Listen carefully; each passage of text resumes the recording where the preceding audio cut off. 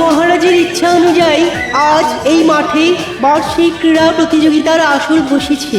কৃষ্ণনগরের যে কেউ এই প্রতিযোগিতায় অংশ নিতে পারে। আসুন আসুন, নাম লেখান এবং প্রতিযোগিতায় জিতে নিজের পুরস্কার নিয়ে যান। আমাদের কৃষ্ণনগরে কিন্তু এত বড় প্রতিযোগিতা এর আগে কখনো হয়নি। ভাবছি দৌড় প্রতিযোগিতায় নাম দেব, তা তোমরাও দেবে তো? হ্যাঁ, দেবো। দৌড় প্রতিযোগিতায় আমি এমন দৌড়বো না। আরে যা যা, তুই আবার দৌড়বি? তুই তো একটা মেয়ে রে। দেখিস ওই ছোটদের দৌড়ে না আমি প্রথম হব। না না, দেখবি আমি প্রথম হব। কিছুক্ষণের মধ্যেই প্রতিযোগিতা শুরু হবে। আমরা দেখতে পাচ্ছি এক এক করে এসে হাজির হচ্ছেন মন্ত্রীমশাই, সেনাপতি, রাজবৈদ্য, রাজজ্যোতিষী, বিজ্ঞানী ও গোপাল। আমি তো আগেই ছিলাম। এবার শুধু মহারাজ আর রানীমা এসে পড়লেই শুরু হবে প্রতিযোগিতা। আরে কি হলো রানী, আর কত দেরি করবে? আরে আমরা না গেলে তো খেলাধুলোই শুরু হবে না। হয়ে গেছে বাবা, হয়ে গেছে। একটুখানি দেরি হয়েছে কি হয়নি চেঁচাতে শুরু করে দিলে। নাও চলো। মোহরের থলিটা নিয়েছো তো? এই দেখো, একেবারে ভুলে গেছি। দেখেছো কাণ্ড, একটা কাজ দিয়েও যদি নিশ্চিন্ত হয়ে থাকা যায়। আরে যাও যাও, তাড়াতাড়ি নিয়ে এসো। আরে বাবা, আরে ওই মোহরগুলো দিয়েই তো আজকের খেলাধুলোর পুরস্কার দেব। আমি এক্ষুনি নিয়ে আসছি।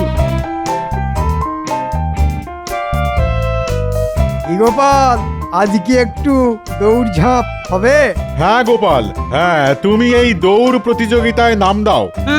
ভালো রে ভালো, এ তো দেখছি সব বেটাকে ছেড়ে দিয়ে বেড়ে বেটাকে ধর। আসলে গোপাল তো কুমড়োর মতো মোটা, তাই মনে হয় দৌড়াতে ভয় পাচ্ছে, তাই না গোপাল?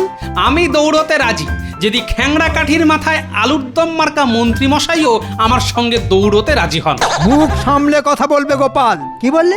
আমি খ্যাংড়া কাঠির মাথায় আলুর দম? হ্যাঁ?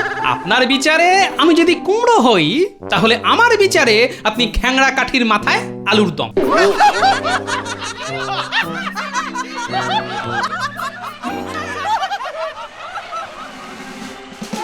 এইমাত্র রানীমাকে সঙ্গে নিয়ে মহারাজ এসে পৌঁছলেন। তারা নিজেদের আসনেও বসলেন। তাহলে এবার প্রতিযোগিতা শুরু করা যেতে পারে। হ্যাঁ, প্রতিযোগিতা শুরু হোক। তা প্রথমে কি দিয়ে শুরু হবে? ছোটদের দৌড় দিয়ে। খুব ভালো, খুব ভালো। তাহলে ছোটরা লাইন দিয়ে দাঁড়াক।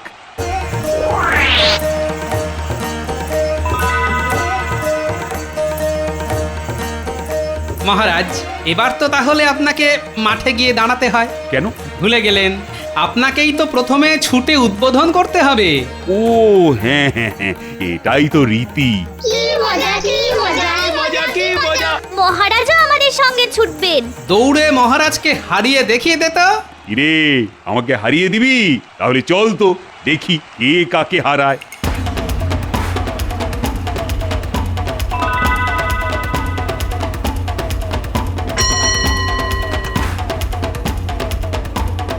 জোরে জোরে জোরে, আরো জোরে।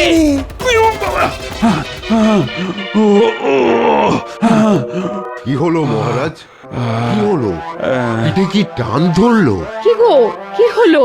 সারা পিঠটা কেমন শক্ত হয়ে গেছে। কি যন্ত্রণা! মনে হচ্ছে পেশির পুরনো ব্যথাটা। ওরে বাবা, সোজা হয়ে দাঁড়াতে পারছি না। সেনাপতি মশাই, শিগগির মহারাজকে প্রাসাদে নিয়ে যাবার ব্যবস্থা করুন। হ্যাঁ হ্যাঁ, তাই করো।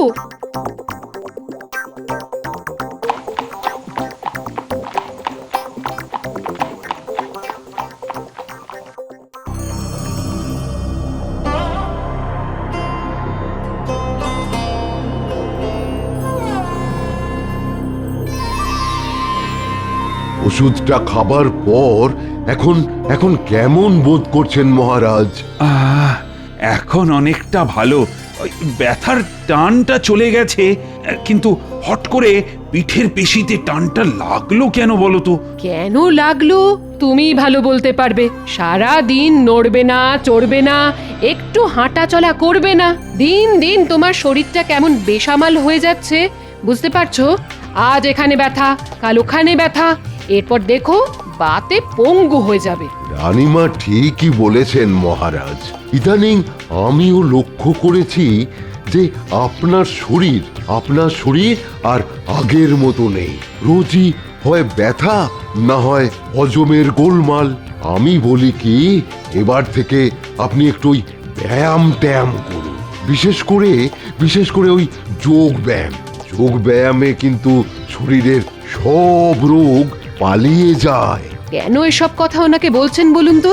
এসব বলে বলে আমার মুখ পচে গেছে সত্যি। এমন কুঁড়ে মানুষ আমি দুটো দেখিনি। ঠিক আছে, এবার থেকে আমি নিয়মিত যোগ ব্যায়াম করবই। মন্ত্রী, যত তাড়াতাড়ি পারো একজন ভালো যোগ গুরুকে ডেকে আনো। ঠিক আছে মহারাজ। দেখবো এই ইচ্ছেটা কতদিন থাকে।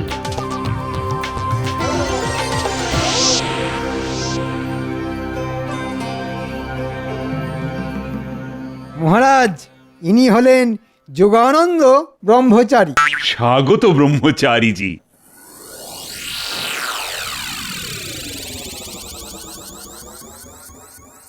শুভমস্তু।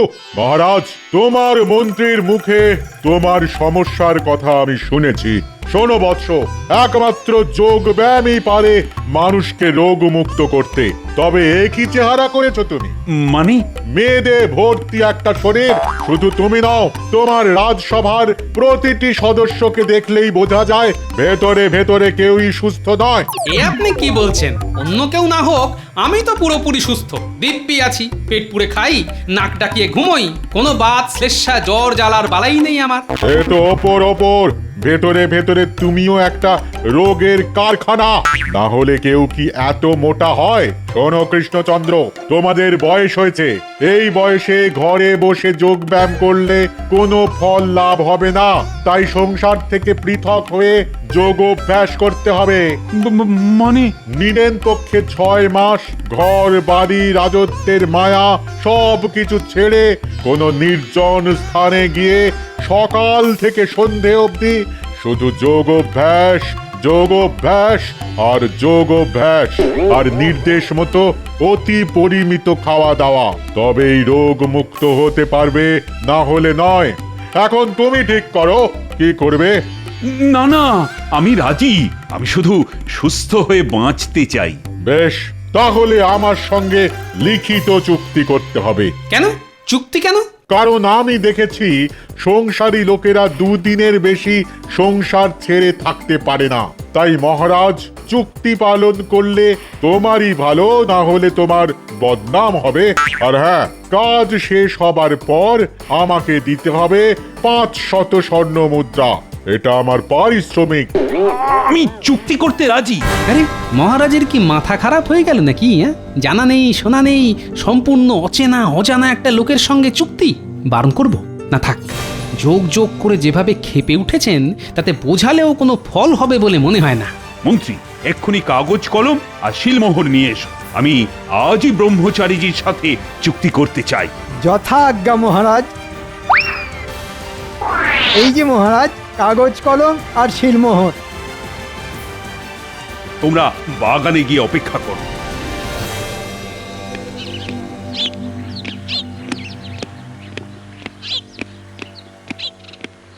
যার জন্য তোমাদের সকলকে এখানে অপেক্ষা করতে বলেছিলাম। শোনো, আগামী বুধবার থেকে আমরা সকলে যোগাভ্যাস শুরু করব। আমরা মানে আমি আর আমার রাজসভার সব সদস্যরা। এই মরেছে মহারাজ, আমি রোগাশোগা মানুষ, আমাকে নিয়ে টানাটানি কেন? আমি তো ওই শরীর সুস্থ রাখতে নিয়মিত ব্যায়াম করি। ওই যোগ ব্যায়ামের আমার কোনো দরকার নেই মহারাজ। আমি গোলগাল মোটাসোটা লোক, আমার আর যোগ ব্যায়ামের কি দরকার বলুন? বলে যাও যার যা ইচ্ছে বলে যাও। শেষ কথাটা কিন্তু আমি বলবো। আমি সভাকবি, আমার কাজ লেখালেখি। শরীর নিয়ে আমার তেমন কোনো মাথা ব্যথা নেই। আমি চলে গেলে রাজ্যের মানুষের চিকিৎসা কে করবে? আর আমি না থাকলে 6 মাসের জন্য রাজ্যের বিজ্ঞান সাধনা যে বন্ধ হয়ে যাবে মহারাজ। পূজা অর্চনা ছেড়ে পণ্ডিতের কি পালোয়ানগিরি মানায়? আমি মরে গেলেও ওসব যোগ বিয়োগ করতে পারবো না। থামো সবাই, আমার সঙ্গে সকলকেই যেতে হবে। আমি জানতাম তোমরা গাঁইগুই করবেই, আর সেই জন্যই আগে চুক্তি করলাম, পরে তোমাদের বললাম। হ্যাঁ, হ্যাঁ, যে মানবে না তার গর্দান চলে যাবে, এটাই আমার শেষ কথা। ব্যাস। এই জন্যই বলে রাজার খেয়াল, পাগলা শেয়াল আর ভাঙা দেওয়াল। কখন যে কি করে বসবে কে জানে।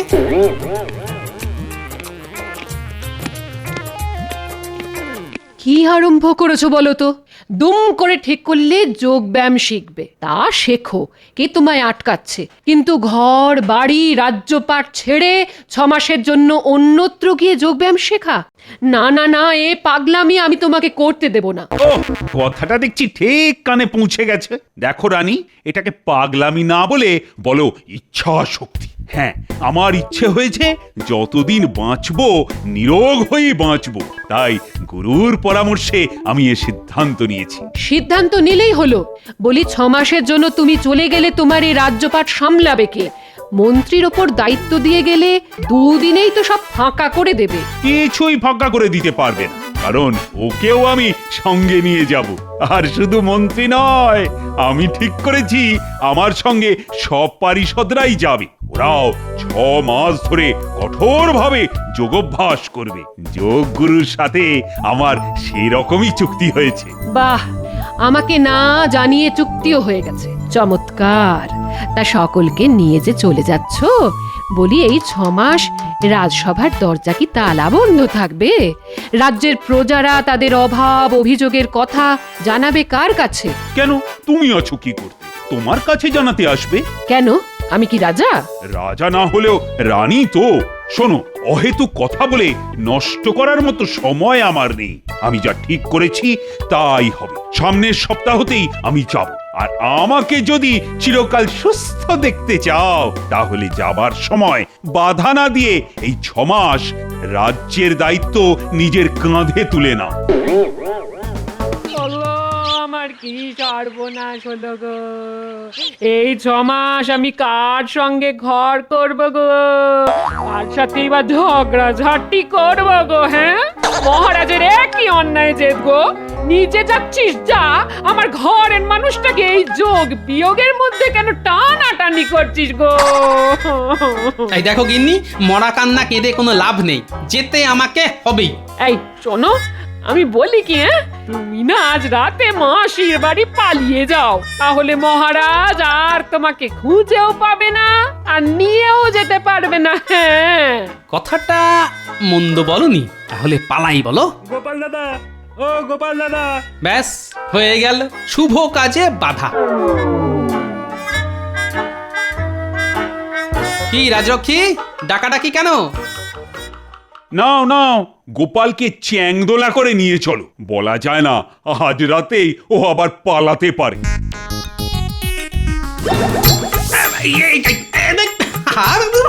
আরে ছাড় ছাড়, আরে ছাড়ো না। আরে আরে আমি কোথাও পালাবো না, আরে সত্যি বলছি। খবরদার ছাড়বে না, এ বেটাকে আমি হাড়ে হাড়ে চিনি। কিরে চল। মানুষটাকে এমন করে কোথায় নিয়ে চলে যাচ্ছেন মহারাজ? চিন্তা করো না গোপাল বউ, 6 মাস পরে নিরোগ মজবুত শরীর তৈরি করে ও আবার তোমার কাছে ফিরে আসবে। নিশ্চিন্তে থেকো।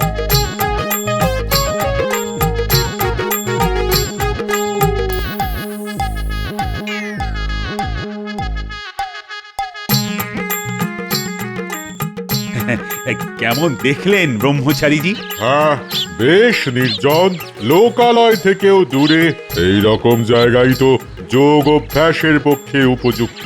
তাহলে আর বৃথা কালক্ষেপ করা উচিত হবে না। তোমার লোকজনকে ডাকো। আসলে ওদের প্রায় জোর করে ধরে নিয়ে এসেছি তো, তাই সকলের মুখ গোমড়া। ওসব নিয়ে তুমি ভেবো না। কদিন যোগ অভ্যাস করলে দেখবে সকলের মুখেই একেবারে হাসি ফুটেছে। ডাকো সকলকে। সকলে বেরিয়ে এসো।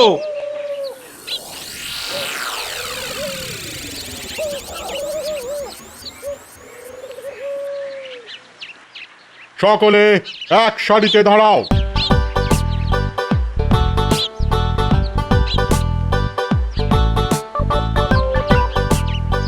শোনো সবাই, এই 6 মাস কাল তোমাদের জীবন এক কঠিন নিয়মে বাঁধা থাকবে। সকাল থেকে সন্ধে অবধি শুধুই পরিশ্রম। প্রথমে ভোরে উঠে সূর্য প্রণাম, টানা 2 ঘন্টা 2 হাত জড়ো করে 1 পা তুলে সূর্যের দিকে তাকিয়ে থাকা। হ্যাঁ নয় হ্যাঁ, সূর্য প্রণামের পর পদ্মাসন, সেটাও টানা 4 ঘন্টা। তারপর 1 ঘন্টা শীর্ষাসন, 1 ঘন্টা দৌড়, তারপর সন্ধে অবধি শবাসন। এর মধ্যে এই খাওয়া দাওয়া কখন হবে? সারা দিনে একবার মাত্র আহার, রাতের বেলা 1 মুঠো মুড়ি আর 2 কুচো শশা। সারাদিনে এইটুকু খাওয়া? হ্যাঁ, অল্প আহার হলো রোগ মুক্তির শ্রেষ্ঠ উপায়। ওই যে কথায় আছে না, বেশি খেলে বাড়ে মেদ, আর মেদ থেকেই তো যত রোগের উৎপত্তি। নাও সকলে সূর্য প্রণাম শুরু করো। 2 হাত জড়ো করে 1 পা তুলে সূর্যের দিকে তাকিয়ে থাকো। এই তো আমার লিকপিকে শরীর, আমি পারবো না। পারতেই হবে, না হলে কিন্তু কঠিন শাস্তি পাবে। বেটার ছেলেকে আমি ডেকে নিয়ে এলাম, আর এখন দেখো আমাকে ইয়ে দিচ্ছে। কি হলো, শুরু করো। এই তো এই সময়ে এইটায় হেলান দিয়ে দিই।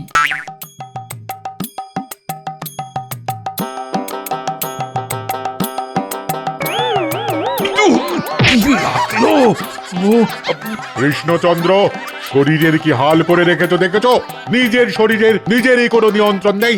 নাও ওঠো, আবার শুরু করো। পারবো না, আমার মাথা ঘুরছে। আমার পায়ে টান ধরেছে।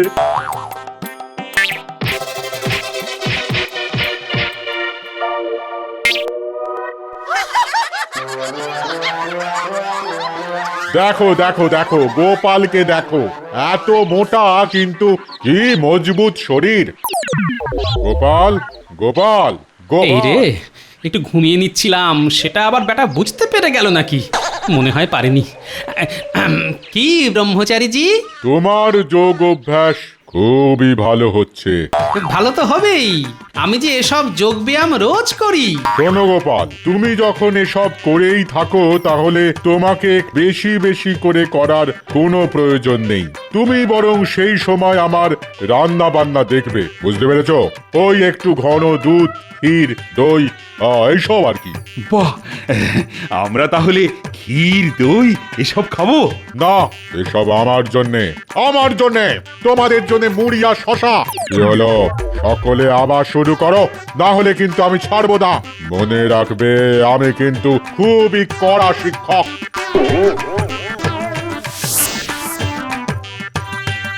ওরে বাবা, আর পারছি না, হাঁটুতে খিল ধরে যাচ্ছে।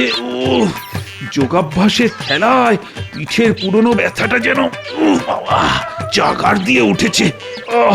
আরে আমি মরে যাব। এইভাবে খালি পেটে যোগ অভ্যাস করলে ক্রমশ বিয়োগ হতে হতে আমার এই শীর্ণ শরীর যে বাতাসে বিলীন হয়ে যাবে। এই নিষ্ঠুর পাগলের খপ্পরে পড়ে আমি পাগল হয়ে যাব। ইচ্ছে করছে মরে যাই, মরে গিয়ে বেঁচে যাই। ওরে বাবা, সারা শরীর যেন ছিঁড়ে যাচ্ছে। আরে কোথায় বাবা রে? নিন, প্রত্যেকে 1 মুঠো করে মুড়ি আর 1 টুকরো করে শশা মুখে দিয়ে শুয়ে পড়ুন। ব্রহ্মচারীজি ওপরের ঘরে ক্ষীর দই সাঁটাচ্ছেন। ইচ্ছে করছে মেরে একেবারে পাট করে দিই। তা ইচ্ছে যখন করছে তখন আর চুপ করে আছেন কেন? কি করব? আমি যে ওর সাথে 6 মাসের জন্য চুক্তিবদ্ধ। এখন চুক্তি ভাঙলে যে খুব বদনাম হয়ে যাবে। এখন একমাত্র গোপালই পারে আমাদের এই বিপদ থেকে বাঁচাতে। তাহলে একদিনেই মাথা থেকে যোগাভ্যাসের ভূত নেমে গেছে মহারাজ। গেছে নেমে গেছে। গোপাল, এখন কিছু একটা করে আমাদের বাঁচাও। দেখি কি করা যায়।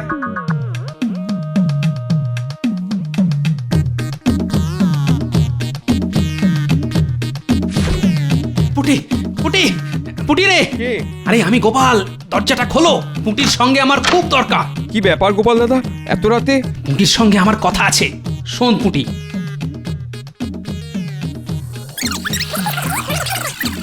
কিরে পারবি তো? কেন পারবো না, খুব পারবো। তাহলে এক্ষুনি সকলকে ডেকে নিয়ে মহারাজের বাগান বাড়িতে চলে আয়। ঠিক আছে।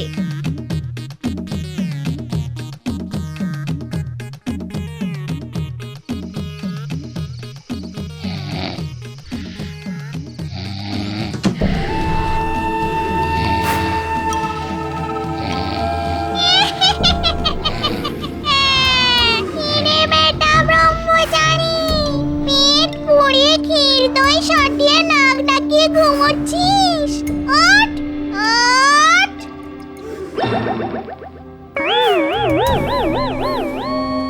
ওদিকে আমাদের আদরের কৃষ্ণকে সারাদিন হাড় ভাঙা খাটিয়ে শশা মুড়ি খাইয়ে রেখেছিস। কিরে এত সাহস তোর, দেব নাকি ঘাটটাকে মোটকে? তোমরা তোমরা কারা কারা? আমরা কৃষ্ণচন্দ্রের পূর্বপুরুষ।